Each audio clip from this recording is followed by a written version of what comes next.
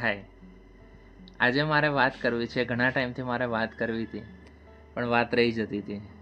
પણ થયું કે આજે વાત કરી લઉં કે અત્યારે સોશિયલ મીડિયામાં, ડિજિટલના જમાનામાં 30 સેકન્ડના, 90 સેકન્ડના, 1-1.5 મિનિટના વિડીયો બધા બનાવતા હોય છે.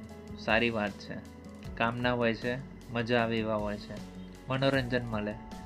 પણ એની સાથે એક બાબત એ ધ્યાનમાં રાખવાની કે ગુજરાતી ભાષાની સાથે છેડા નહીં કરવાના. કારણ કે તમારા વિડીયોનો કોઈ પર્પસ હોય, એની જે કોઈ માહિતી હોય, એ વિડીયો ઉપર તમે જ્યારે કોઈ શબ્દ લખો છો કે એ એક લાઈન લખો છો, તો એમાં ઘણી બધી ભૂલો મેં જોઈ છે. અને એવું દિવસમાં 1 નહીં 10 વખત જોવા મળે. તો તમારા વિડીયોમાં જેટલા વ્યૂઝ હોય, જેટલી લાઇક હોય, દેટ મીન્સ કે એટલા લોકોએ એ વિડીયો જોયો, તો તમારી એ ભૂલ એ લોકો સુધી પહોંચી.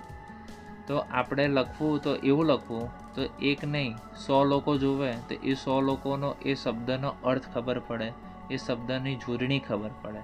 તો ક્યાંક આપણા એ વિડીયો મારફતે આપણી ભાષાને ક્યાંક ગુજરાતી પ્રત્યેનું માન જળવાઈ રહે, કે લોકોને ખબર પડે કે ના યાર, કે લખેલું છે તો કંઈક તો સાચું હશે.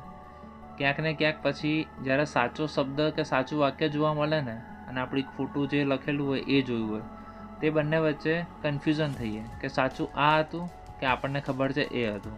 કે બને ત્યાં સુધી માહિતી સાચી કોઈના સુધી પહોંચે તે વધારે સારી બાબત છે. સાચું.